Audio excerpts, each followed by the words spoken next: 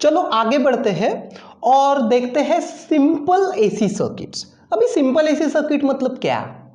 Simple देखो, कोई भी जो अपना इलेक्ट्रिकल सर्किट है ना, एसी रहे या फिर डीसी रहे, तो इलेक्ट्रिकल सर्किट कंपोनेंट्स में तीन सर्किट एलिमेंट्स सबसे काम के हैं। कोई भी सर्किट ये तीनों को मिलके बनता है।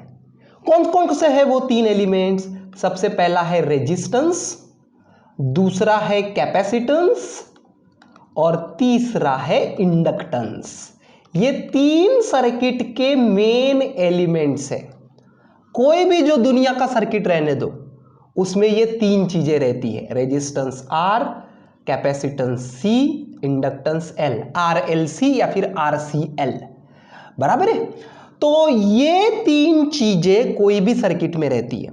तो सिंपल सर्किट मतलब हमको ये देखना है कि मान के चलो एक आधा रेजिस्टेंस लिया आपने, सिर्फ अकेला रेजिस्टेंस, तो इसमें से अगर करंट फ्लो होता है एसी करंट, तो कितना वोल्टेज होगा इसके अक्रॉस, या फिर वोल्टेज अगर पता है तो करंट कितना होगा।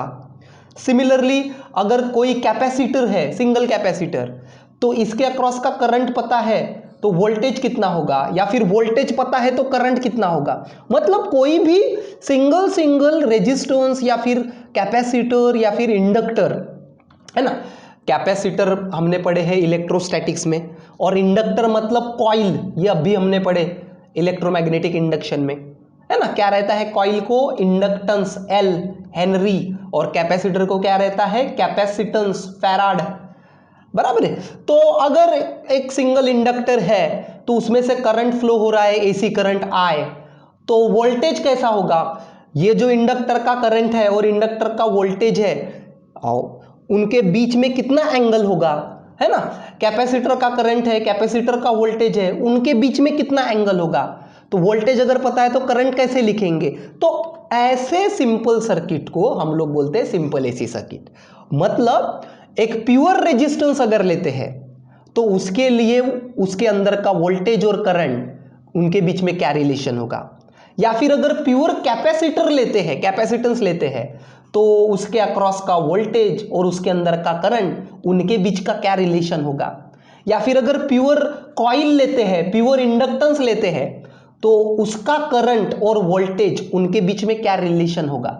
ये चीज निकालना मतलब हमारा सिंपल एसी सर्किट, बराबर है कि नहीं। अभी बोलेंगे सर ये काय की जरूरत है सिंपल, जैसा हमको तो रेजिस्टेंस के लिए पहले से पता है। अगर ये रेजिस्टेंस आर है, इसमें से करंट फ्लो होता है आई, तो इसका वोल्टेज तो हमको पहले से पता है, voltage equal to current into resistance using Ohm's law. तो वैसा हम लोग बाकी का भी लिख लेंगे, इंडक्टर का और कैपेसिटर का, है ना। नहीं, गलत। रेजिस्टेंस के लिए काम चल जाता है। रेजिस्टेंस कैसा है? रेजिस्टेंस ये एनर्जी स्टोर करने वाला एलिमेंट नहीं है, लीनियर एलिमेंट है ये। तो रेजिस्टेंस को आप चाहे डीसी में पढ़ो या फिर चाहे इधर एसी सर्किट में पढ़ो, उसके लिए ओम्स लॉ जैसा था वैसा ही लागू है। उसका वोल्टेज और करंट का रिलेशन ये सभी तरफ लागू है। क्यों? क्योंकि रेजिस्टेंस एक लीनियर एलिमेंट है जो एनर्जी स्टोर करके नहीं रखता। लेकिन कैपेसिटर हो गया या फिर ये कॉइल हो गई, कॉइल मतलब इंडक्टेंस, है ना, ये जो दोनों एलिमेंट्स है ना, यहां पे आप सिंपल ओम्स लॉ नहीं लगा सकते कि अगर भैया यहां पे करंट आई है तो voltage equal to current into C, है ना, जैसा करंट इनटू रेजिस्टेंस लिखते थे। या फिर यहां पे करंट आई है तो वो voltage across inductor equal to current into L. 100% गलत हो जाएगा। कैपेसिटर और इंडक्टर के लिए ओम्स लॉ नहीं लगता, क्योंकि ये जो एलिमेंट्स है ना, ये नॉन लीनियर एलिमेंट्स है ना, ये एनर्जी स्टोर करने वाले एलिमेंट्स है, इनके लिए ओम्स लॉ नहीं लगता, है ना। जैसे आपको इंडक्टर का पिछले यूनिट का याद होगा कि इंडक्टर के लिए हमने देखे थे, कॉइल के लिए हमने देखे थे कौन सा? इलेक्ट्रोमैग्नेटिक इंडक्शन, बराबर है कि नहीं। क्या देखे थे? Law of electromagnetic induction. कितना ईएमएफ इंड्यूस होता है? E equal to L D I by D T. मतलब इसके अक्रॉस का वोल्टेज, ईएमएफ बोलो या फिर वोल्टेज, और करंट, ये रिलेशन से मिलता है हमको। Voltage equal to L D I by D T, देखो डेरिवेटिव है, बराबर है कि नहीं, ये रिलेशन से मिलता है, ओम्स लॉ से नहीं मिलता। ठीक है ना। या फिर यहाँ पे भी देखो सी के लिए भी, तो कैपेसिटर के लिए भी जो है ना करंट कैसे मिलता है, इलेक्ट्रोस्टैटिक में हमने देखा था current equal to C DV by D T, ये रिलेशन से मिलता है। Current in the capacitor equal to capacitance C into DV by D T, है ना। जैसे यहाँ पे हमको जैसे इंडक्टर के लिए हमको ईएमएफ या फिर voltage L D I by D T, वैसे कैपेसिटर में सी डीवी बाई डी टी। तो ये रिलेशन से करंट और वोल्टेज मिलते हैं कैपेसिटर या फिर इंडक्टर के, है ना। मतलब आपको करंट पता है तो ये इक्वेशन सॉल्व करोगे तो वोल्टेज मिलेगा कैपेसिटर का, है ना। या फिर आपको इंडक्टर में करंट पता है तो ये इक्वेशन सॉल्व करोगे L D I by D t, तो फिर उसका वोल्टेज या फिर ईएमएफ मिलेगा। मतलब ओम्स लॉ अप्लाई कर रहे हैं क्या, हो सकता है क्या यहाँ पे? नहीं हो सकता, ये लीनियर नहीं है, जहां पे डेरिवेटिव आ गई वो लीनियर नहीं है कि नहीं। तो मुद्दा ये है कि रेजिस्टेंस के लिए चल जाता है। रेजिस्टेंस कैसा है? रेजिस्टेंस अपना लीनियर एलिमेंट है, उसका बिहेवियर डीसी सर्किट में बोलो या फिर एसी सर्किट में बोलो चेंज नहीं होता। तो उसके लिए ओम्स लॉ वहां पे भी सेम है, यहां पे भी सेम है। लेकिन इधर इंडक्टर और कैपेसिटर में हम लोगों को वैसा ही सेम लॉजिक नहीं अप्लाई होता। तो इसीलिए हम लोगों को अलग अलग लेके, अगर इंडक्टर का करंट और वोल्टेज के बीच का रिलेशन है ना, इंडक्टर का करंट और इंडक्टर का वोल्टेज दोनों के बीच में कितना एंगल है, सिमिलरली कैपेसिटर का करंट कैपेसिटर का वोल्टेज क्या रिलेशन है, दोनों के बीच में कितना एंगल है। क्योंकि एसी सर्किट या बोलेंगे एसी करंट और एसी वोल्टेज, तो दोनों के बीच में एंगल भी देखना पड़ता है हमको, बराबर है कि नहीं। तो ये सभी चीजें हमको ये सिंपल एसी सर्किट्स में देखनी है, ठीक है। तो प्योर एक, तो यहाँ पे तीन चीजें देखेंगे हम लोग। पहले सिंगल रेजिस्टेंस लेके देखेंगे, रेजिस्टेंस के लिए करंट और वोल्टेज का रिलेशन। फिर प्योर कैपेसिटर लेंगे, कैपेसिटर के लिए करंट और वोल्टेज का रिलेशन। और फिर प्योर इंडक्टर लेंगे, है ना। ये एक बार तीनों आपको याद हो गए तो कोई भी सर्किट में फिर आप अपना वोल्टेज करंट लिख सकते हैं, ठीक है ना। तो प्योर रेजिस्टेंस, प्योर इंडक्टर और प्योर कैपेसिटर। तो सबसे पहले प्योर रेजिस्टेंस देखते हैं, simple AC circuit with only resistance. क्या करना है, मैंने अभी बताया कि ये जो रेजिस्टेंस लिया है उसका वोल्टेज और करंट के बीच का रिलेशन निकालना है, ठीक है ना। तो या तो करंट अज्यूम करना इसमें से, या तो वोल्टेज अज्यूम करना। अगर वोल्टेज अज्यूम करें तो करंट निकाल के दिखाएंगे, या तो करंट अज्यूम करे तो वोल्टेज निकाल के दिखाएंगे, कैसा भी चलता। कोई कोई बुक वाले करंट अज्यूम करते यहाँ पे और ईएमएफ निकाल के दिखाते हैं, है ना। कोई कोई यहाँ पे ईएमएफ अज्यूम करते करंट निकाल के दिखाते। तो मैंने भी कुछ अज्यूम किया है और एक निकाल के दिखाया है। तो हर एक बुक में ये अलग अलग रह सकता है, लेकिन अलग अलग कुछ भी रहने दो, फाइनल आंसर तो भैया सेम ही रहेगा ना। करंट और वोल्टेज के बीच का रिलेशन सभी के लिए जो फाइनल मिलेगा वो सभी का सेम होगा। तो एक प्योर रेजिस्टेंस लिया और उसके अक्रॉस मैंने एसी वोल्टेज लगा दिया है, कितना, ये देखो एसी वोल्टेज। तो इसको लिया मैंने एसी वोल्टेज, ठीक है। और इस एसी वोल्टेज की वजह से यहां से आएगा एसी करंट, आएगा एसी करंट। तो ये अभी हम लोग निकालेंगे और इसका फॉर्मूला देखने के बाद और इसके साथ कंपेयर करने के बाद हमको पता चलेगा कि करंट और वोल्टेज के बीच का एंगल कितना है ना। तो दोनों में से कौन मैंने अज्यूम कर लिया, ईएमएफ अज्यूम कर लिया। कितना एंगल लिया देखो ईएमएफ का, कहा कितना एंगल लिया देखो, जीरो एंगल लिया, सिर्फ E0 साइन ओमेगा टी, है ना। यहां पे एंगल जीरो ले, तो जिसको अज्यूम करेंगे ना उसका एंगल जीरो लेना, मतलब रेफरेंस ले लेना उसको, ठीक है ना। और जो भी चीज आप निकालोगे, जैसे मैंने यहाँ पे अभी वोल्टेज अज्यूम कर लिया ईएमएफ, और क्या निकाल के दिखाएंगे हम लोग, करंट निकाल के दिखाएंगे, ठीक है ना। तो रेफरेंस का एंगल अगर जीरो रहा तो इधर हमको एंगल फेज डिफरेंस देखने में बहुत आसानी जाती है, ठीक है ना। तो चलो समझ में आ गया आपको, ईएमएफ अज्यूम किया एसी, और अभी हम लोग करंट इसको निकाल के दिखाएंगे और दोनों के बीच का रिलेशन हमको मिल जाएगा। और जैसे मैंने अभी कहा, रेजिस्टेंस के लिए ज्यादा मत्था फोड़ने की आवश्यकता नहीं है। रेजिस्टेंस सबसे सिंपल है दुनिया का इंसान, है ना। सबसे सिंपल रिलेशन है रेजिस्टेंस के लिए। ओम्स लॉ इसका कहीं पे भी लागू है, क्यों? क्योंकि रेजिस्टेंस जो है ये कैसा है, लीनियर एलिमेंट है, इसका बिहेवियर एसी डीसी हर जगह पे सेम है, ठीक है। तो कैसे मिलेगा इसका करंट, सेम जैसे आप निकालते हो डीसी में भी, वोल्टेज अपॉन, है ना, according to Ohm's law current equal to voltage upon resistance, EMF upon resistance. तो वैसे ही सेम है ना, E0 साइन ओमेगा टी। ये सिर्फ किसके लिए लागू है, रेजिस्टेंस के लिए। ओम्स लॉ सिर्फ रेजिस्टेंस के लिए लागू है, नहीं तो इंडक्टर और कैपेसिटर के लिए भी वैसा ही कर दोगे, ठीक है, अपॉन आर। अभी मैंने बार बार बताया है रेजिस्टेंस मतलब आर, जिसका यूनिट होता है ओम, ठीक है। ये जो रेजिस्टेंस है ये कांस्टेंट रहता है, कांस्टेंट, और अगर ये कांस्टेंट रहता है तो ये वाला कांस्टेंट ये E0 कांस्टेंट के साथ आ जाएगा, है कि नहीं। कोई भी कांस्टेंट ये एंगल में इंटरफेयर करेगा क्या, ओमेगा को इंटरफेयर करेगा क्या, है ना, मैथमेटिक्स का सिंपल नियम है, बराबर है कि नहीं। ये अगर कांस्टेंट है तो इस कांस्टेंट को हम लोग इस E0 कांस्टेंट के साथ जोड़ सकते हैं, है ना। मतलब ये जो रेजिस्टेंस है ये इधर ओमेगा टी वाला जो एंगल है उसमें बेचारा कोई इंटरफेयर नहीं करेगा। जो एंगल ईएमएफ ओमेगा टी है ईएमएफ का, वही सेम करंट का भी रहेगा। क्यों? क्योंकि ये जो आर कांस्टेंट है वो अपना E0 के साथ आ जाएगा, तो E0 by R sine omega t. तो जो करंट मिलेगा उसका भी एंगल होगा ओमेगा टी, ओमेगा टी। देखो इसका भी ओमेगा है, इसका भी ओमेगा है, मतलब करंट की भी फ्रीक्वेंसी सेम, जितनी वोल्टेज की फ्रीक्वेंसी है, बराबर है। एक बात हमेशा याद रखो, एसी सर्किट में करंट और वोल्टेज की फ्रीक्वेंसी हमेशा सेम रहती है ना। आगे हम लोग इंडक्टर कैपेसिटर भी देखेंगे तो वहां पे भी ओमेगा आपको सेम मिलेगा, सिर्फ क्या है एंगल बदलते जाते हैं। जैसे यहां पे तो एंगल नहीं आया, यहां पे भी एंगल 0 था, यहां पे भी ओमेगा टीच मिला, है ना, लेकिन आगे एंगल्स मिल सकते हैं, है ना। तो E0 बाय आर ये एक नया कांस्टेंट आ गया। देखो E0 मतलब पीक वैल्यू ऑफ ईएमएफ, बराबर कांस्टेंट ही था।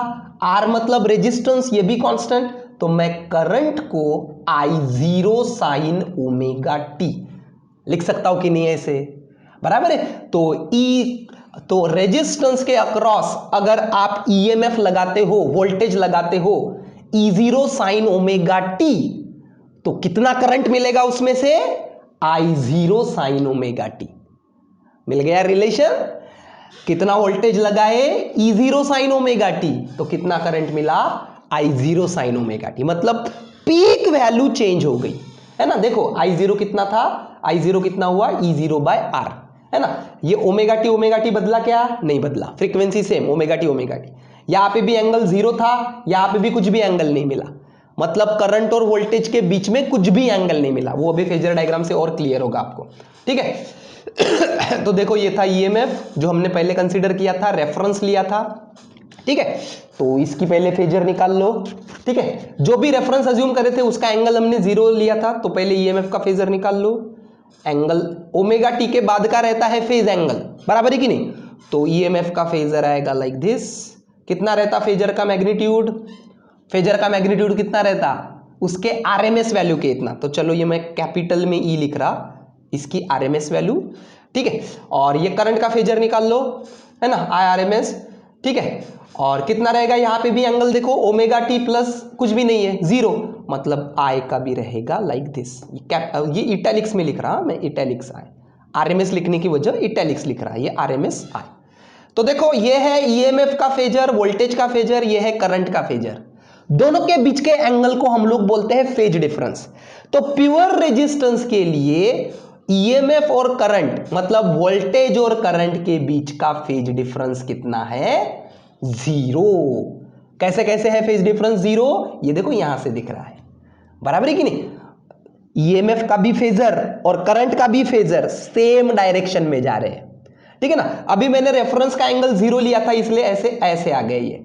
कोई कोई बुक में ना, या फिर अपनी सिंप्लीफाइड फिजिक्स के बुक में मैंने ऐसे दिखाया है, कोई दिक्कत नहीं, ऐसा भी रह सकता। सिर्फ दिक्कत ये, सिर्फ ध्यान ये रखना कि ईएमएफ का फेजर और करंट का फेजर ये दोनों बराबर एक ही लाइन में दिखाना, दोनों के बीच में एंगल नहीं होना चाहिए, ठीक है। तो कितना हो गया रे इसका, ये था अपना ईएमएफ का फेजर, ये था अपना करंट, ठीक है। तो कितना है इनके बीच का फेज डिफरेंस, 0। तो फेज डिफरेंस ही नहीं है, वोल्टेज और करंट, प्योर रेजिस्टेंस के लिए वोल्टेज और करंट, जो भी करंट इसमें से जा रहा है और जो भी वोल्टेज आपने यहां पे दिए हो, दोनों के बीच में फेज डिफरेंस नहीं है।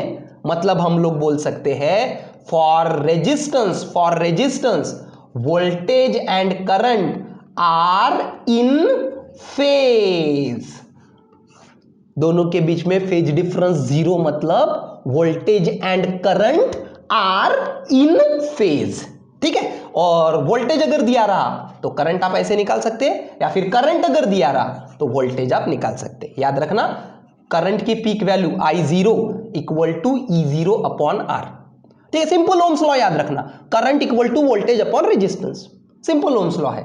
तो peak value of current equal to peak value of voltage upon peak value of resistance. Peak value की जगह आरएमएस भी बोल सकते हैं, IRMS है ना equal to ERMS upon resistance, ऐसा भी याद रख सकते हैं। ओम्स लॉ ही है ये, रेजिस्टेंस के लिए कंफ्यूजन का कोई चांस नहीं है, जैसा उधर ओम्स लॉ है वैसा ही इधर है, ठीक है। So IRMS equal to ERMS upon R, ये कहां से आया फॉर्मूला, ये सेम फॉर्मूला है ना। देखो दोनों साइड को √2 से डिवाइड कर दो, सो I0 बाई √2 मतलब IRMS, ठीक है।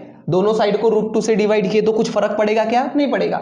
E0 बाई √2 मतलब ERMS बाय आर, है ना। तो सिंपल ये तुम्हारा ओम्स लॉ ही है, current equal to voltage upon resistance, या फिर IRMS equal to VRMS upon resistance, ठीक है। तो फेजर डायग्राम आप ऐसे निकाल सकते हैं, या फिर वेव डायग्राम भी अगर निकालनी है। देखो इतना तो समझ गया कि वोल्टेज और करंट के बीच में फेज डिफरेंस बिल्कुल जीरो है, बराबर है। दोनों का ओमेगा भी सेम है, ओमेगा सेम है, ओमेगा सेम है मतलब 2πf सेम है, मतलब फ्रीक्वेंसी सेम है, फ्रीक्वेंसी सेम है मतलब टाइम पीरियड सेम है, बराबर है कि नहीं। ओमेगा सेम है मतलब टाइम पीरियड सेम है, ठीक है। तो करंट और वोल्टेज की वेव डायग्राम निकालते समय आप एक चीज का ध्यान रख सकते हैं, ठीक है ना, दोनों के बीच में फेज डिफरेंस जीरो, मतलब जहां से आप वोल्टेज का वेव चालू करोगे वहीं से करंट का भी वेव चालू करना। ये देखो सेम जीरो से चालू किए, है ना, और जहां पे ये जीरो हो रहा है वहां पे ये भी जीरो होगा, लाइक दिस, जहां पे ये खत्म हो रहा है वहां पे ये भी खत्म होगा। क्योंकि दोनों के बीच में फेज डिफरेंस है जीरो। कोई भी दो ऐसी क्वांटिटीज के बीच में जब फेज डिफरेंस आता है तो वो फिर आगे पीछे हो जाती है ना, या ये ऐसी हो जाती है, या फिर ये इधर से ऐसा हो जाता है। लेकिन फिलहाल दोनों के बीच में फेज डिफरेंस है क्या, नहीं।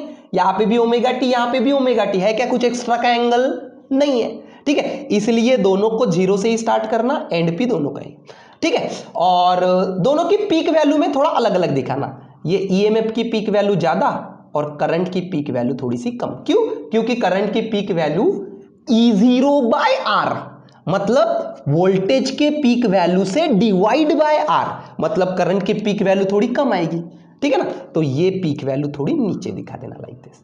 तो वेव डायग्राम अगर निकालनी है तो आप ऐसे निकाल सकते हैं, ठीक है। चलिए क्वेश्चन सॉल्व कर लेते हैं। Alternating voltage is given by E equal to 140 sine of 314.2 t। ये जो इसी ईएमएफ दिया है ये कौन से इसमें रिप्रेजेंट किया है, टाइम डोमेन रिप्रेजेंटेशन, है ना। तीन तरीके से एसी वोल्टेज दिया जा सकता है, एसी वोल्टेज या फिर AC current, time domain, RMS या फिर फेजर। तो ये कौन सा है, time domain. It is connected across pure resistance of 50, मतलब ये ऐसा वाला ही क्वेश्चन है, ठीक है। इसका ईएमएफ दिया है आपको 140 साइन, और इसका आपको करंट निकालना पड़ेगा शायद से। Calculate the frequency of the source, frequency पूछा है, और RMS value of current, RMS value of मतलब करंट पूछा है। तो सबसे पहले पहला वाला सॉल्व कर लेते। Frequency of the source, frequency f, है ना। देखो E equal to E0 sine omega t, ये ऐसा अपना रहता है स्टैंडर्ड एक्सप्रेशन। एसी ईएमएफ अगर है तो, या फिर एसी करंट है तो I equal to I0 sine omega t. तो फ्रीक्वेंसी कहां पे दबी रहती है, फ्रीक्वेंसी मिलती है ये ओमेगा से, है कि नहीं। ओमेगा इक्वल टू 2πf होता है कि नहीं, ओमेगा इक्वल टू 2πf। तो फ्रीक्वेंसी आपको एसी की, है ना, चाहे तो वोल्टेज का एक्सप्रेशन लो चाहे तो करंट का लो, यहां पे वोल्टेज का दिया है, ठीक है। वोल्टेज और करंट की फ्रीक्वेंसी तो सेम ही रहेगी एक सर्किट में, ठीक है। तो ओमेगा कितना है वो हमको कंपेयर करना पड़ेगा, तो कोई दिक्कत नहीं। ये है गिवन इक्वेशन, ये है अपना स्टैंडर्ड इक्वेशन, कंपेयर करो दोनों को, क्या मिलेगा। E0 is 140 volt, peak value कितनी है, देखो 140 वोल्ट, ठीक है। ये T, तो ओमेगा कितना है रे, ओमेगा इक्वल टू 314.2, और ओमेगा का यूनिट क्या रहता, रेडियन पर सेकंड रहता कि नहीं रहता। फर्स्ट यूनिट से पढ़ते आ रहे हैं हम लोग, ऑसिलेशन से, रोटेशनल डायनामिक्स से, ठीक है ना। तो कितना ओमेगा मिलेगा मुझको, ये इतना। एक बार ओमेगा मिल गया तो omega equal to 2 pi f, है ना। तो एफ मतलब कितना हो जाएगा फिर, एफ मतलब ओमेगा अपॉन 2 पाई। ओमेगा तो इतना है ना। तो चलो कर लेते, ये ओमेगा है अपॉन 2 पाई, है ना। पाई मतलब 3.14, ठीक। तो सिंपल से कैलकुलेशन है, ये है 314.2 और नीचे है 3.14, है ना। तो मतलब ये डिवीजन करोगे तो ये आएगा 100 और ये आएगा 2, मतलब फ्रीक्वेंसी मिलेगी आपको 50 हर्ट्ज। हो गया पहला, frequency of the source is 50 hertz. दूसरा तो उससे भी आसान है, करंट का आरएमएस वैल्यू पूछा है। सिंपल प्योर रेजिस्टेंस वाला सर्किट है। अब बीच हमने देखे प्योर रेजिस्टेंस, मैंने क्या बताया, सिर्फ ओम्स लॉ को याद रखो रेजिस्टेंस के लिए। क्या है, current equal to voltage upon resistance. तो आरएमएस करंट है तो आरएमएस इक्वल टू, है ना, आरएमएस करंट निकाल रहे हैं तो वोल्टेज भी कौन सा लिखना, आरएमएस लिखना। अगर पीक वैल्यू निकाल रहे हैं तो वोल्टेज भी कौन सा लिखना, पीक लिखना।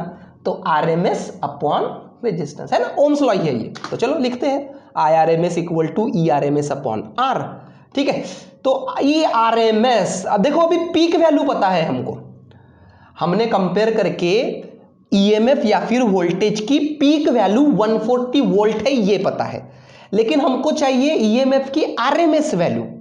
तो क्या होती है आरएमएस वैल्यू बताओ, पीक वैल्यू अपॉन √2। ईएमएफ बोलो या फिर करंट बोलो, अगर उसकी पीक वैल्यू पता है तो उसकी आरएमएस वैल्यू लिख सकते हैं। तो इसकी आरएमएस वैल्यू आप लिख सकते हैं इसकी peak value upon √2 divide by R, जैसा का वैसा।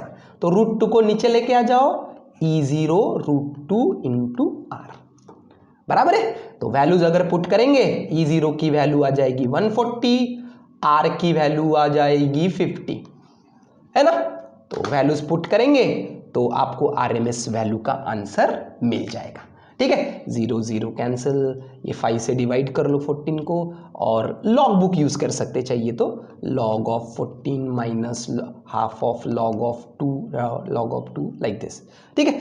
तो इसका आंसर आप आरएमएस का निकाल सकते हैं। चलो आगे बढ़ते हैं और देखते हैं application of AC to pure inductor, inductor या फिर कॉइल। जैसा पुरानी यूनिट, पिछले यूनिट में हमने देखा, कॉइल मतलब कॉइल को ही इंडक्टर बोलते हैं, ठीक है। जिसको रहता है इंडक्टेंस एल, क्या रहता है एल का यूनिट, हेनरी, बराबर है कि नहीं, देखा था हमने। तो इंडक्टर के लिए या फिर इंडक्टेंस के लिए करंट और वोल्टेज के बीच का रिलेशन क्या है, दोनों के बीच में कितना एंगल है वो देखते हैं। जैसे कि मैंने प्रोसीजर क्लियर कर दी है रेजिस्टेंस में ही, कि वोल्टेज या फिर करंट दोनों में से किसी एक को रेफरेंस अज्यूम करना, मतलब एक अज्यूम करना, है ना, और दूसरा निकाल के दिखाएंगे। जैसा रेजिस्टेंस में हमने वोल्टेज ईएमएफ अज्यूम किया था, तो यहां पे हम लोग अज्यूम करेंगे कि इंडक्टर में से करंट ये इतना जा रहा है, ठीक है। Current is I0 sine omega t, ये हम लोग रेफरेंस अज्यूम कर लेंगे। और निकाल के क्या देखेंगे, निकाल के देखेंगे इसके अक्रॉस का वोल्टेज या फिर ईएमएफ, बराबर है। अभी बोलेंगे सर आपने करंट ही क्यों अज्यूम किया, जैसे रेजिस्टेंस में ईएमएफ अज्यूम रेफरेंस लिया था, वैसे यहां पे भी ईएमएफ रेफरेंस क्यों नहीं लिया। चाहिए तो ले सकते, कोई कोई बुक में वैसा भी है, लेकिन जो चीज आसान पड़ेगी वो चीज मैं ले रहा हूं, क्योंकि हम लोग यहां पे इंडक्टर के लिए करंट और वोल्टेज दोनों के बीच का रिलेशन कौन से फॉर्मूले से मिलता है याद करो, म्यूचुअल इंडक्शन या फिर इंडक्शन का फॉर्मूला, इलेक्ट्रोमैग्नेटिक इंडक्शन का फॉर्मूला, है ना। ओम्स लॉ से नहीं मिलता यहां पे, ठीक है ना। क्या है फॉर्मूला, E = L/di/dt, बराबर है कि नहीं। द वोल्टेज और EMF across the coil is given as L/di/dt, देखा था लास्ट यूनिट में। तो ये फॉर्मूला मुझे यूज करना है, तो ये फॉर्मूला यूज करना है। तो अगर मैंने ईएमएफ अज्यूम कर लिया रहता था तो करंट निकालने के लिए मुझको इंटीग्रेशन यूज करना पड़ता था, है ना, डेरिवेटिव इधर आई रहती थी। लेकिन अभी करंट अज्यूम किया तो मुझको आसान जाएगा, ठीक है। तो कोई भी अज्यूम कर सकते हैं आप, ऐसा कुछ नहीं। ईएमएफ भी अज्यूम कर सकते, रेफरेंस ले सकते, करंट निकाल के देख सकते हैं, या फिर जैसा हमने अभी करंट को रेफरेंस लिया, मतलब इसका एंगल अभी 0 लिया, देखो करंट का, है ना, करंट का फॉर्मूला अज्यूम कर लिया, तो ईएमएफ अभी हम लोग निकाल के देखेंगे इसका। तो उन दोनों के बीच में फिर दोनों के फॉर्मूले के ऊपर से दोनों के बीच का एंगल मिलेगा, दोनों के बीच का रिलेशन मिलेगा। ठीक है, तो कैसा भी अज्यूम करो, वो जो रिलेशन मिलेगा है ना, वो फाइनल आंसर तो सभी का सेम रहेगा। ठीक है, तो चलो E equal to L D I by D t. तो मैंने करंट अज्यूम कर लिया है, करंट को रेफरेंस ले लिया है, that is I0 sine omega T. Omega है ना, रेफरेंस लिया मतलब एंगल जीरो कंसीडर कर लिया, ओमेगा टी के बाद कुछ भी नहीं लिखा है। ठीक है, तो करंट रेफरेंस ले लिया है, करंट अज्यूम कर लिया है, और ईएमएफ मुझको इस कॉइल का या फिर इंडक्टर का निकाल के देखना है। तो चलो L D I by D T मतलब डेरिवेटिव ऑफ करंट, तो current is I0 sine omega T, बराबर है। तो एल, अभी I0 मतलब क्या है, पीक वैल्यू ऑफ करंट, तो कांस्टेंट है, डेरिवेटिव के बाहर निकलेगा, तो चलो बाहर निकाल लेते। फिर derivative of sine omega T, derivative of sine is cos, और ओमेगा टी की डेरिवेटिव ओमेगा फिर से बाहर आ जाएगा। ठीक है ना, तो omega into cos of omega t. तो L D I by D T, आपने करंट अज्यूम किया है, हमने करंट लिया है AC current I0 sine omega t, है ना, ये रेफरेंस लेने के बाद ईएमएफ मुझको मिलता है like this, L I0 omega cos of omega T. ठीक है, एल मतलब क्या है, ये वाले कॉइल का सेल्फ इंडक्टेंस, लास्ट यूनिट में देखा था। I0 क्या है, peak value of current, omega क्या है, 2 पाई एफ एंगुलर फ्रीक्वेंसी। तो ये तीनों चीजें जो है एल I0 ओमेगा, ये तीनों चीजें कैसी है, कोई भी एसी सर्किट के लिए कांस्टेंट है कि नहीं। इंडक्टेंस थोड़ी ना बार बार चेंज होने वाला है, पीक वैल्यू थोड़ी ना चेंज होती है, वो तो कांस्टेंट रहती है। फ्रीक्वेंसी जो रहती है एसी सर्किट में, चाहे करंट की लो वोल्टेज की लो, फ्रीक्वेंसी तो कांस्टेंट ही रहती है। तो एल I0 ओमेगा, ये तीनों का प्रोडक्ट कांस्टेंट है, तो इस कांस्टेंट को मैं लिख देता हूं E0 cos of omega T. मतलब इंडक्टर के लिए या फिर कॉइल के लिए अगर मैंने करंट लिया I0 साइन ओमेगा टी, ये रेफरेंस लिया, तो ईएमएफ या फिर उसका वोल्टेज मिलता है E0 cos of omega T. E0 क्या है, ओमेगा एल इंटू I0, है ना, अभी जैसे हमने देखे थे, है ना, एल I0 ओमेगा या फिर ओमेगा एल इंटू I0। ठीक है, लेकिन देखो, तो ये मिला मुझको वोल्टेज का एक एक्सप्रेशन, ये था मेरा करंट का एक्सप्रेशन, दोनों को कंपेयर करने को दिक्कत होगी। देखो दोनों के बीच में कितना एंगल है, दोनों की फेजर डायग्राम निकालनी है मुझको, तो ये पॉसिबल नहीं होगा। एक, क्योंकि आपने ये साइन में है, ये कॉस में है, तो दोनों को नहीं क्या साइन में लाना पड़ेगा, क्योंकि हमने अज्यूम क्या करंट किस में किया था, साइन के टर्म्स में, साइन में। तो इस कॉस को ना साइन में लाना पड़ेगा, तब जाके बराबर आप एंगल देख पाओगे। ठीक है, तो cos of omega t, cos of theta कैसा लिख सकते हैं, कॉस ऑफ थीटा को sine of theta plus 90 pi by 2 लिख सकते कि नहीं, ऐसा सिंपल ट्रिग्नोमेट्री मैथमेटिक्स। चलो ठीक है, मेरे पे भरोसा नहीं है तो साइन ए प्लस बी का फॉर्मूला यूज करो, sine A cos B plus cos A sine B, बराबर है कि नहीं। Cos of pi by 2 cos of 90 0, sine of 90 1। ठीक है, आ गया कॉस थीटा, ठीक है कि नहीं। तो कॉस थीटा को sine of theta plus pi by 2 ऐसा लिख सकते हैं। इसका मतलब इस कॉस ऑफ ओमेगा टी को E0 cos of omega t, sorry, इस कॉस ऑफ ओमेगा टी को sine of omega t plus pi by 2 ऐसा लिख सकते हैं। लिख सकते हैं कि नहीं लिख सकते, क्योंकि cos theta equal to sine of theta plus pi by 2। तो अभी दोनों साइन साइन में आ जाएंगे, तो अभी एंगल देखने में आसानी होगी। ठीक है, तो चलो E को लिखते हैं E0 sine of omega t plus pi by 2। तो देखो क्या चीज हुई, बराबर से देखो, अगर हम लोग प्योर इंडक्टर लेते हैं, प्योर कॉइल लेते हैं, ठीक है ना, तो उसका करंट है I0 साइन ओमेगा टी, तो उसका वोल्टेज जो है वो होगा E0 sine omega t plus pi by 2। है ना। E0 मतलब सम कांस्टेंट, कितना कांस्टेंट, ये इतना ओमेगा L इंटू I0, ठीक है ना। तो इसके ऊपर से क्या समझ रहा है आपको, है ना। करंट में एंगल कितना था, जो रेफरेंस लिए थे आपने करंट, उसमें एंगल कितना है 0, लेकिन वोल्टेज में कितना एंगल पाया गया, प्लस π/2 पाया गया। मतलब यहां पे रेजिस्टेंस के जैसा नहीं है। रेजिस्टेंस में क्या हो गया था, करंट का भी एंगल 0 था, वोल्टेज का भी एंगल 0 था, करंट का 0 अज्यूम किए तो वोल्टेज का भी 0 था। लेकिन यहां पे करंट और वोल्टेज के बीच में हमको एक एंगल दिख रहा है, जो फेजर डायग्राम से और क्लियर होगा, है ना। वैसे तो सीधा सीधा दिख ही रहा है, यहाँ पे 0 है, यहाँ पे π/2 है, मतलब दोनों के बीच का एंगल है π/2, ठीक है ना। लेकिन फेजर डायग्राम हमको निकालनी है, ठीक है। तो सबसे पहले जो रेफरेंस लिए थे करंट, है ना, करंट का एंगल हमने 0 रेफरेंस लिए, मतलब क्या, जिसका एंगल 0 था, सिर्फ sin ωt लिखे थे, ठीक है ना।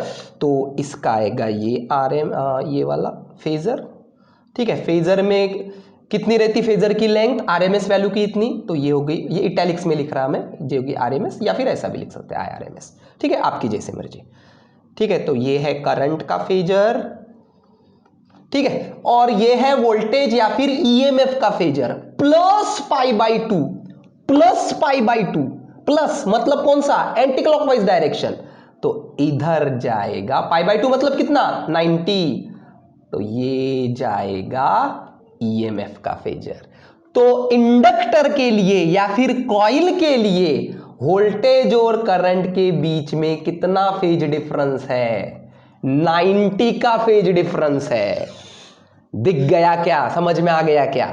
तो phase difference between current end voltage of the inductor या फिर कॉइल इज 90 डिग्री, बराबर है। करंट और वोल्टेज के बीच में कितने का एंगल है, 90 का है। और जब दोनों के बीच में एंगल रहेगा तो एक लीडिंग रहेगा, एक लैगिंग रहेगा। तो चलो यहां पे देखते हैं इंडक्टर के लिए कौन लीडिंग है और कौन लैगिंग है। तो लीडिंग लैगिंग देखने के लिए कैसा देखना पड़ता है आपको, ये दिशा में, एंटी क्लॉकवाइज डायरेक्शन में।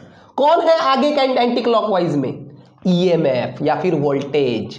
तो कैसा याद रखेंगे, EMF या फिर voltage leads the current by the angle of π/2, बराबर है। तो कैसा याद रखोगे, प्योर इंडक्टर अगर है तो करंट और वोल्टेज के बीच में कितने का एंगल है, 90। और कौन लीडिंग है, EMF लीडिंग है, या फिर कौन लैगिंग है, करंट लैगिंग है, ऐसा भी याद रख सकते हैं, ठीक है ना। देखो वोल्टेज लीडिंग है तो करंट लैगिंग ही रहेगा, या फिर करंट लैगिंग है तो वोल्टेज लीडिंग ही रहेगा। कितने एंगल से, 90 के एंगल से। तो प्योर इंडक्टर के लिए करंट और वोल्टेज के बीच का एंगल होता है 90 और वोल्टेज रहता है लीडिंग, मतलब करंट के एंगल से वोल्टेज का एंगल 90 से ज्यादा रहेगा, या फिर वोल्टेज के एंगल से करंट का एंगल 90 से कम रहेगा, है ना, करंट लैगिंग है, ठीक है। अभी बोलेंगे सर कुछ कुछ बुक में तो ये ऐसे है, E = E0 sin ωt ऐसा है, और I = I0 sin ωt minus π/2, ऐसे इक्वेशंस दिख रहे हैं हमको कुछ कुछ बुक में। ये भी सही है, गलत है क्या, ये नहीं है ना। उन्होंने किसको रेफरेंस लिया होगा, EMF को रेफरेंस लिया होगा, करंट निकाल के दिखाया होगा, तो उसके लिए भी कितना आया रे एंगल, देखो करंट लैगिंग आया कि नहीं आया, कितने एंगल से आया, π/2 से, ये भी सही है, ठीक है ना। तो अलग अलग ये देख के कंफ्यूज मत हो, मुद्दा ये है कि EMF और करंट दोनों के बीच का एंगल है 90, और याद रखो EMF इंडक्टर के लिए EMF या फिर वोल्टेज लीडिंग, मतलब करंट लैगिंग, ठीक है। और अभी एक चीज ध्यान देते हैं, डेरिवेशन करते समय हमको ये peak value of EMF E0 = ωL × I0 ऐसा एक्सप्रेशन मिला। तो इसके ऊपर अभी थोड़ा विचार डालते हैं। E0 = ωL × I0 ऐसा डेरिवेशन करते समय मिला हमको। E0 क्या था, peak value of EMF, I0 क्या है, पीक वैल्यू ऑफ करंट, ठीक है। तो I0 को इधर ला लेते हैं, तो क्या बन जाएगा, E0/I0 बन जाएगा ऐसा, ठीक है। तो न्यूमरेटर डिनोमिनेटर दोनों को √2 से डिवाइड कर देते, कुछ फर्क पड़ेगा, कुछ फर्क नहीं पड़ेगा न्यूमरेटर डिनोमिनेटर को। तो E0/√2 पीक वैल्यू अपॉन √2 क्या बोलते हैं इसको, RMS, ERMS, और करंट की पीक वैल्यू अपॉन √2 मतलब IRMS। तो ERMS अपॉन IRMS हमको मिल रहा है ओमेगा इंटू एल। एल क्या है? इंडक्टेंस, जिसका यूनिट है हेनरी। ओमेगा क्या है? ओमेगा है एंगुलर फ्रीक्वेंसी। ये देखो, करंट की देखो या फिर वोल्टेज की देखो, है ना। मैंने पहले ही बताया था, करंट बोलो या फिर वोल्टेज बोलो, दोनों की फ्रीक्वेंसी सेम रहने वाली है, सिर्फ दोनों के बीच में एंगल आ जाता है, कोई लैगिंग लीडिंग हो जाता है, ठीक है। तो ओमेगा मतलब 2 पाई एफ, है ना। तो ओमेगा इंटू एल, ओमेगा है एंगुलर फ्रीक्वेंसी। तो ये जो रेशो है voltage upon current, ERMS upon, है ना। अभी एसी सर्किट पढ़ रहे हैं हम लोग, तो जनरली RMS वैल्यू काम की रहती। तो ये जो रेशो है वो RMS वैल्यू ऑफ वोल्टेज या फिर वोल्टेज अपॉन करंट, दोनों RMS वैल्यू। तो वोल्टेज अपॉन करंट ये अपना सुना सुना हुआ लग रहा है कहीं तो भी। वोल्टेज अपॉन करंट ये तो तुम्हारा ओम्स लॉ है, याद करो क्या बोलता है Ohm's law, general Ohm's law याद करो, हम लोग डीसी में भी देखते हैं। Voltage upon current equal to resistance, लिखते हैं कि नहीं लिखते हैं? V equal to I into R, या फिर V by I equal to resistance, लिखते हैं कि नहीं लिखते? वैसा ही सिमिलर वाला पैटर्न इधर आ गया, देखो ERMS अपॉन IRMS या फिर वोल्टेज VRMS अपॉन IRMS। ई की जगह V लिखो चाहिए तो, है ना। EMF और वोल्टेज दोनों सेम है। तो VRMS अपॉन IRMS या फिर ERMS अपॉन IRMS, ये तुम्हारा ओम्स लॉ के जैसा आ गया, है कि नहीं। तो एक चीज याद करो, ओम्स लॉ में भी वोल्टेज अपॉन करंट को आप रेजिस्टेंस लिखते थे। क्यों लिखते थे रेजिस्टेंस? करंट इलेक्ट्रिसिटी 11th का याद करो तो क्यों लिखते थे रेजिस्टेंस? क्योंकि ये था तुम्हारा opposition to the flow of current. Resistance की डेफिनेशन क्या थी? Opposition to the flow of current, ठीक है ना। तो opposition to the flow of current, इसलिए वहां पे हमने रेजिस्टेंस लिखे थे। सिमिलरली यहां पे भी ERMS अपॉन IRMS मतलब voltage RMS voltage upon RMS current, ये रेशो हमको देगा opposition to the flow of current. Opposition, और कौन ऑफर कर रहा है ये अपोजिशन? ये वाला इंडक्टर। तो ये रेशो हमको देगा अपोजिशन ऑफ इंडक्टर, ठीक है। जिस प्रकार से उधर रेजिस्टेंस है ओम्स लॉ में, उस प्रकार से इधर है अपोजिशन ऑफ इंडक्टर, और इस अपोजिशन ऑफ इंडक्टर को हम लोग बोलते हैं XL, कैपिटल X इंटू और उसका सफिक्स L, ठीक है ना। और क्या है फॉर्मूला XL का? Omega into L। देखो L मतलब हेनरी, L मतलब इंडक्टेंस, ओमेगा इंटू L मतलब XL। और क्या बोला मैंने XL को? Opposition of inductor. तो ये ओम्स लॉ है, AC का ओम्स लॉ इंडक्टर के लिए। जैसा आप ओम्स लॉ उधर देखते हैं ना, V by I equal to R, वैसा ये ओम्स लॉ है, अपोजिशन ऑफ इंडक्टर, ठीक है। तो ERMS अपॉन IRMS अगर आप कॉइल के लिए लिखते हो, है ना, या फिर अगर आपको किसी इंडक्टर के अंदर का करंट दिया है 2 एम्पियर RMS करंट, और इसके अक्रॉस का वोल्टेज निकालना है आपको, और आपको ओम्स लॉ लगाने की बहुत इच्छा हो रही है, तो कौन सा ओम्स लॉ लगाना? ये वाला ओम्स लॉ लगाना, AC वाला Ohm's law. ERMS upon IRMS या फिर E की जगह V याद रखो, चलो VRMS upon IRMS equal to XL, L नहीं XL, अपोजिशन ऑफ इंडक्टर। और क्या है XL? XL is omega into L, ठीक है ना। तो voltage equal to current into XL, ठीक है। तो ये है तुम्हारा बेसिकली ओम्स लॉ, या फिर इसको बोलते AC Ohm's law for the inductor, ठीक है। और ये जो XL है इसका यूनिट क्या होगा? यूनिट होगा ओम। जो भी वर्ड अपोजिशन है ना, अपोजिशन का यूनिट आता है ओम, याद रखो हमेशा, है ना। V बाय आई मतलब अपोजिशन था, तो अपोजिशन रेजिस्टेंस का भी यूनिट ओम था। ये भी ERMS अपॉन IRMS मतलब अपोजिशन ही है। किसका अपोजिशन है? इंडक्टर का अपोजिशन। तो इसलिए XL का यूनिट आएगा ओम, ठीक है। L का यूनिट है हेनरी, और ओमेगा L मतलब XL, इसका यूनिट है ओम। तो क्या नाम है एक्सएल का? अपोजिशन ऑफ इंडक्टर, या फिर इसका एक स्टैंडर्ड नाम भी है, इसको बोलते इंडक्टिव रिएक्टेंस। अपोजिशन की जगह ये भी स्टैंडर्ड नाम इसका याद रख सकते हैं, इंडक्टिव रिएक्टेंस। इंडक्टिव क्यों? क्योंकि ये इंडक्टर का है। सिमिलरली कैपेसिटर का क्या बोलेंगे? Capacitive reactance. अपोजिशन की जगह स्टैंडर्ड लैंग्वेज में रिएक्टेंस बोलते हैं। क्या यूनिट है इसका? ओम, ठीक है ना। और ये क्या किसके लिए यूज होगा? एसी ओम्स लॉ के लिए। और एसी के ओम्स लॉ में क्या याद रखना है? वोल्टेज अपॉन करंट नहीं लिखना है, वीआरएमएस अपॉन आईआरएमएस, क्योंकि जनरली न्यूमेरिकल में आरएमएस वैल्यू ही दी रहती है, ठीक है। तो एक बार अगर आपको प्योर इंडक्टर समझ में आ गया तो प्योर कैपेसिटर 5 मिनट में समझ में आ जाएगा, ठीक है। तो चलो ये है प्योर कैपेसिटर लिया, फिर से मुझको सेम चीज करनी है ना। इसके वोल्टेज और करंट के बीच का रिलेशन ढूंढ के निकालना है। तो चलो अभी रेफरेंस में इसको क्या अज्यूम कर लेता हूं? वोल्टेज अज्यूम कर लेता हूं और करंट निकाल के देखेंगे, ठीक है ना। क्यों? क्योंकि मुझको अभी इसका फॉर्मूला जो यूज करना है, current equal to C DV by d, ये फॉर्मूला यूज करना है ना। वी मतलब ईएमएफ, ठीक है ना। इसलिए मैं ईएमएफ को रेफरेंस ले लेता हूं और करंट निकाल के देखते हैं, ठीक है ना।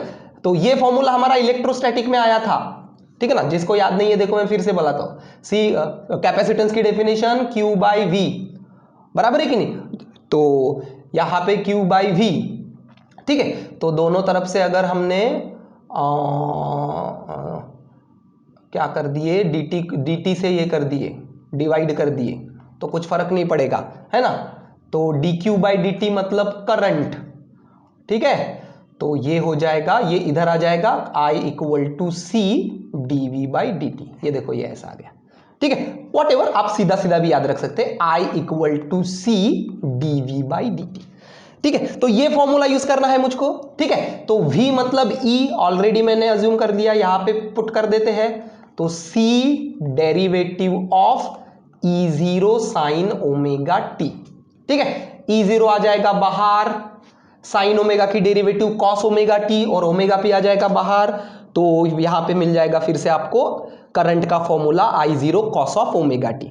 लेकिन जैसा इंडक्टर में देखे थे, ये साइन में है तो ये भी साइन में लाएंगे, तो ये हो जाएगा sine of omega t plus pi by 2, ये ऐसा, ठीक है। तो ईएमएफ हमने रेफरेंस लिए थे जिसका एंगल था 0, और क्या निकाल के देखे? कैपेसिटर का करंट। तो कैसा मिला? I0 sine of omega t plus pi by 2। यहां पे तो एंगल था 0, लेकिन करंट में कितना मिला? प्लस पाई बाई 2, ठीक है। और डेरिवेशन के दरमियान I0 की वैल्यू ये मिली, ओमेगा इंटू सी इंटू E0, ठीक है। तो पट से फेजर डायग्राम निकाल लेते हैं। ये था अपना ईएमएफ रेफरेंस, ठीक है। ये आया करंट, करंट का प्लस पाई बाई 2, तो ये आई करंट। तो फिर से करंट और वोल्टेज के बीच में कितने का एंगल है? 90 का।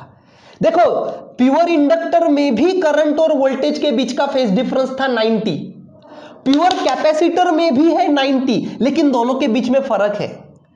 इंडक्टर में कौन लीडिंग था? इंडक्टर में ईएमएफ लीडिंग था। अगर आप डायग्राम ध्यान से देखो तो जहां पे इधर आई है उधर ई था पिछले इसमें, और जहां पे आई था इंडक्टर का, है कि नहीं? तो इंडक्टर में भी और कैपेसिटर में भी वोल्टेज और करंट के बीच का एंगल 90, दैट इज ओके। लेकिन इंडक्टर में ईएमएफ लीडिंग था, वोल्टेज लीडिंग था, कैपेसिटर में कौन लीडिंग है? करंट लीडिंग है, ठीक है। तो कैपेसिटर में करंट लीड्स द वोल्टेज या फिर ईएमएफ बाय फिर से एंगल 90, ठीक है ना। या फिर कोई उल्टा भी याद रख सकता है, इन द कैपेसिटर ईएमएफ या फिर वोल्टेज लैग्स द करंट, है ना, ऐसा भी याद रख सकता है।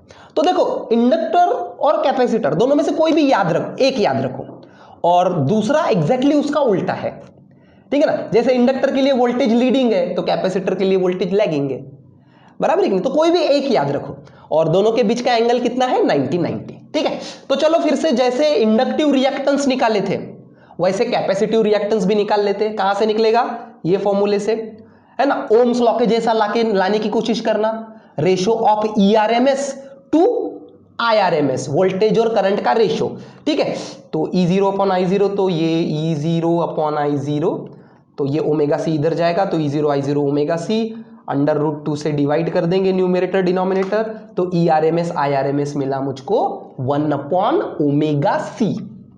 ठीक है, उधर मिला था ओमेगा इंटू एल और इधर मिला मुझको 1/ω/c। और according to our definition ERMS VRMS इसको बोलते हैं हम लोग अपोजिशन या फिर रिएक्टेंस। तो ये क्या हो जाएगा, कैपेसिटिव रिएक्टेंस। कितना होगा, 1/ω/c। याद रखो सिर्फ ω/c नहीं, 1/ω/c। और क्या रहेगा इस XC का यूनिट, है ना, ओम्स लॉ है, ERMS/IRMS मतलब यूनिट रहेगा ओम। ठीक है, तो सिमिलर टू लाइक दिस। तो चलो एक क्वेश्चन सॉल्व कर लेते हैं।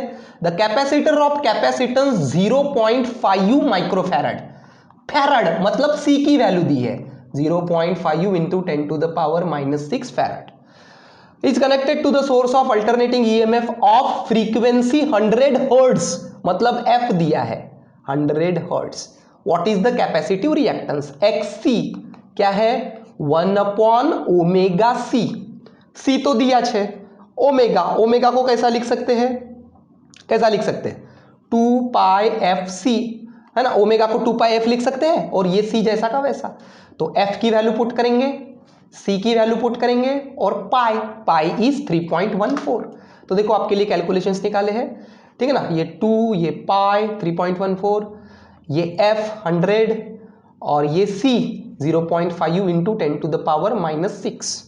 ठीक है, तो थोड़ा इसको सिंप्लीफाई करेंगे तो 3.142 इंटू 10⁻⁻4। ठीक है, सिंप्लीफाई करने के बाद कुछ ऐसा आएगा, ये 10 का पावर छोड़ दो, यहाँ पे लॉग लगा दो। ठीक है, तो anti log of 10 minus log of 3.1.4, log of numerator minus denominator. तो ये सॉल्व करने के बाद XC हमको मिलेगा 3.183 इंटू 10⁻³ ओम या फिर किलो ओम, है ना, 10⁻³ मतलब क्या, किलो। ठीक है, तो ये वाले पेज नंबर्स पढ़ लेना 176, 7